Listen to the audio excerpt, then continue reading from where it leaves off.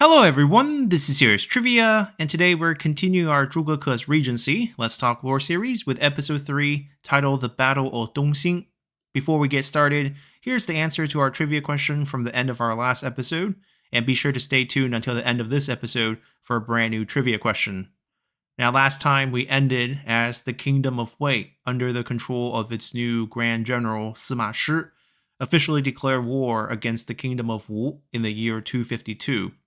This war declaration was both a direct response to the completion of the military complex at Dongxing Dam and an attempt to exploit any potential weaknesses within the Wu court following the death of their long-reigning emperor Sun Quan earlier in the year. However, before official attack plan could be made, Sima Shi ran into the issue of having too many cooks in the kitchen, as three of his top generals in charge of the southern front bordering with Wu each offered competing plans of attack. First, there was General Wang Chang, who held the title of Grand General who conquers the south. Hailing from the esteemed Wang clan of Taiyuan, Wang Chang steadily climbed up the Wei political ladder ever since Wei's founding, and just recently, in the year 250, he orchestrated a successful offensive campaign against the Kingdom of Wu in the areas around Jiangling in the Jin province, as he strongly believed that the Wu defense was weakest near its borders with Shuhan, especially around the Yiling area, and thus when plans were being discussed for this round attack, Wang Chang proposed to focus the attack around the Jin province, with him leading the attack. Aside from Wang Chang, General Guan Qiujian, who had just recently been assigned to the southern front, as the prefect of the Yu province and the general who stabilizes the south, also provided his take on this attack on Wu, as he argued that he can lead attack directly at Wu's secondary capital of Wuchang. Apart from being a seat of political power, Wuchang also stood at the intersection of the Yangtze River with the Han River, and was thus a pivotal hub of transportation. With Wuchang captured, the Kingdom of Wu and its control of the Yangtze River would effectively be cut in half. Lastly, there was also General Hu Zun, who held the title of General who conquers the East, and his proposal would be the most direct, as Hu Zun argued that they should just attack the Dongxing Dam, as its construction was the main reason for this campaign in the first place. Now, with all three proposals on the table, it was time for Sima Shi to make the final decision. But this was not going to be an easy decision for Sima Shi, as he did not want to upset any of these three generals, especially given his fragile control of the court following his father Sima Yi's death in the year prior. So in the end, Sima Shi compromised to allow all three plans to happen simultaneously, but the only thing is, Wang Chang and Guan Qiujian's attacks would be in support of the main attack by General Hu Zun at Dongxing. Now, the reason behind this decision is actually not that hard to understand. From Sima Shi's perspective, Wang Chang and Guan Qiujian were both not trustworthy enough to be given command of large armies. In Wang Chang's case, Wang Chang's close hometown friend, Wang Ling, had just launched a failed rebellion against the Sima clan in the prior year. And while Wang Chang has shown no signs of discontent with the Sima-controlled court, it was definitely something that Sima Shi had to be aware of. Guan Qiujian's case is a bit less obvious, given that Guan Qiujian had no alliances with either Sima Yi or Cao Shuang. But as a former peer tutor of the late Emperor Cao Rui, Guan Qiujian was definitely a supporter of the Cao Wei imperial line, and thus someone that the Sima clan also had to keep an eye on. So that left Hu Zun, who hailed from a minor gentry clan from the western commandery of Anding, where he was first discovered and recruited by Sima Yi all the way back in the year 233, as Hu Zun would become one of the many western garrison officers that Sima Yi would groom while serving as the Wei commander of the Western Front. From Hu Zun's military track records, we can clearly see the level of trust Sima Yi had in him, as Hu Zun not only participated in the 5th Northern Expedition defense against Zhuge Liang at Wuzhang Plains, but he was also Sima Yi's top general selected to march east to take down Gongsun Yuan's rebellion in Liaodong. Then after Sima Yi's coup, Hu Zun would be promoted to the position of Zhengdong Jiangjun, or the general who conquers the east, and stationed in the Xu province to help extend the Sima clan's influence into this region. So, naturally, given this level of trust, it's not surprising that after much deliberation, Sima Shi decided to make Hu Zun the focal point of the attack, as on top of Hu Zun's own troops, Sima Shi would also send Zhuge Dan, who is the Zhengdong Jiangjun, or the general who stabilizes the east, along with his troops, as well as more central army units under the command of Sima Shi's very own younger brother, Sima Zhao, who would become the Dudu, or the director of officers in charge of this entire campaign, to form a total force of 70,000 troops to headline the attacks on Dongxing Dam, while Wang Chang and Guan Qiujian will only have access to their own provincial garrison unit, which still amounted to about 40,000 troops each from their respective provinces, as they will launch supportive attacks on Jiangling and Wuchang at the same time. Now, while on paper it looks like the Wei forces were attacking on three separate fronts spanning across the entire border of Wu, but the only real threat here in the 252 campaign would actually just be the attack on Dongxing, where Hu Zun, Zhuge Dan, and Sima Zhao would be tasked with taking control of this dam.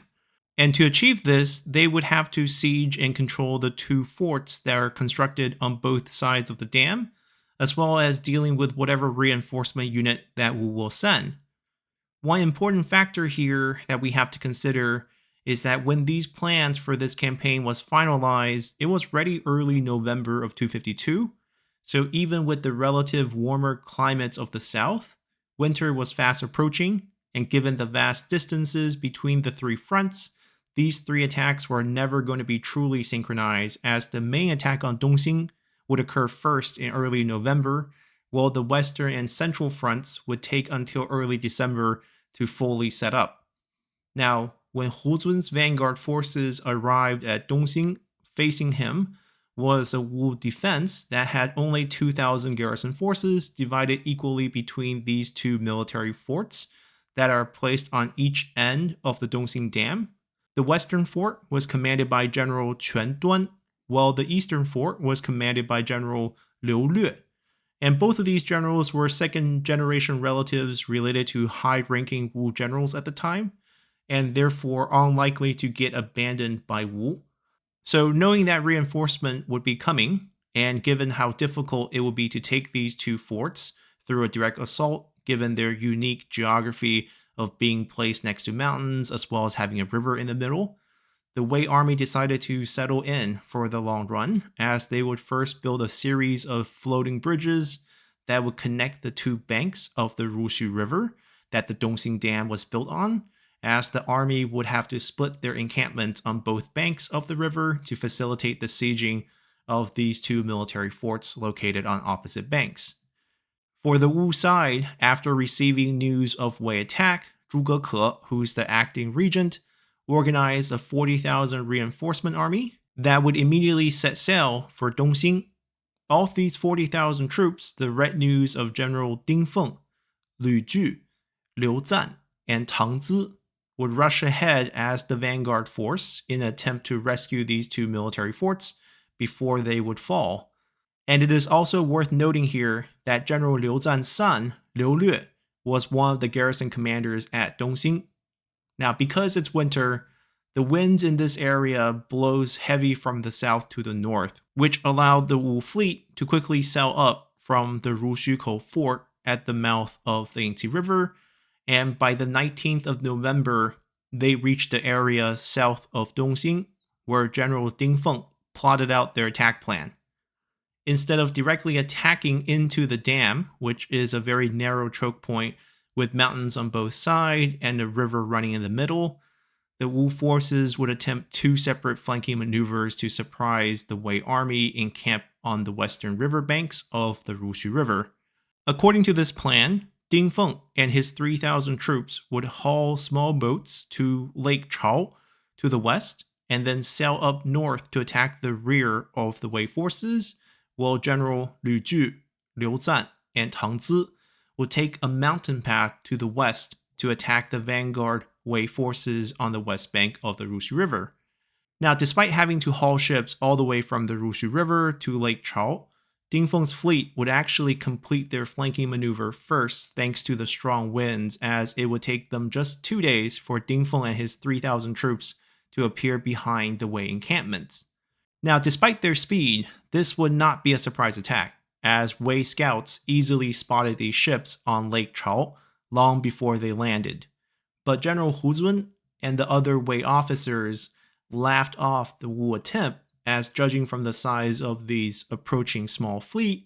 they estimated that it would just be a few thousand troops, which would not be a real threat to their army of 70,000 strong that's encamped. So with the first snow coming down, Hu Zun and his officers heated up some liquor to stay warm as they drank and watched the Wu ships get closer and closer. And when the Wu troop came into clear view, Hu Zun and his officers dropped all their guards entirely, as Dingfeng and all his troop had stripped themselves of their armor,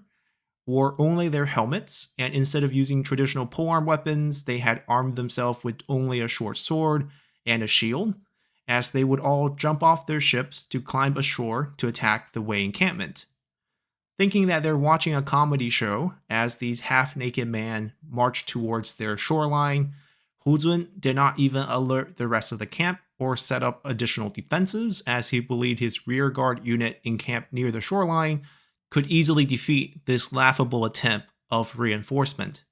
But Hu Zun, who hailed from the northwest, would be gravely mistaken, as Dingfeng and his troops did not take off their armor for entertainment, but instead, given the cold temperature and the wet landing, wearing soaking cold and wet armor would have been a death sentence. So going naked was the smart thing to do, as Dingfeng's fearless unit of 3,000 troops would charge headfirst into a very relaxed Wei camp and quickly defeat Hu Zun's rearguard units as chaos started to engulf the rest of the Wei encampment. And before Hu Zun could reorganize his army and mount a counter against Dingfeng, the rest of the Wu reinforcement, led by Lu Ju, Liu Zan, and Tang Zi, arrived on the south end of the Wei encampment, causing more confusion to a already panicking Wei camp.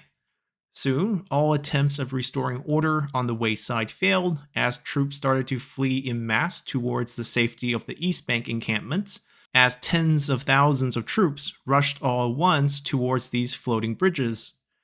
And with all this disorganized weight jumping suddenly onto these floating platforms, the ropes used to secure these floating platforms in place gave out, and these bridges on the Rushu River collapsed, as most of the Wei forces would fall into this freezing water. By the end of the battle, almost all of the Wei forces on the west bank of the Rushu River would be destroyed, with fatalities mounting past 20,000, and in the span of just a few moments, the Grand Wei campaign against Wu fell apart. Unable to reorganize their remaining troops for effective counterattack, Hu Zun, Zhuge Dan, and Sima Zhou would be forced to pull their remaining troops back towards Hefei, effectively ending the attack on Dongxing. Additionally, with the attack failing here at Dongxing, the two other fronts were no longer needed, as they were largely designed to play a supportive role for this main attack. And out of fear for a Wu counterattack, both Wang Chang and Guan Qiujian decided to abandon much of their supplies, as they hastily pulled back their garrison forces to more defensible positions. At the end of the day, the tremendous loss of lives at Dongxing and loss of supplies across all three fronts would become one of Wei's biggest military blunders against Wu, while on the other side, the grand victory at the Battle of Dongxing skyrocketed Zhuge Ke's young regency to even higher heights of prestige, glory, and popularity, as very soon, Zhuge Ke would allow all of this to go over his head and bring disaster to both himself and the kingdom of Wu. Now, to find out how Zhuge Ke would overplay his hand after such an astonishing victory here at the Battle of Dongxing, come back next time, as our series will continue tomorrow with episode 4, titled The Final Siege of Hefei. So hopefully y'all have enjoyed this episode enough to consider subscribing to the channel for more content on Three Kingdoms history, or simply support the channel by leaving a comment below, or just by hitting that like button. And as always, I'll see you all next time. Bye!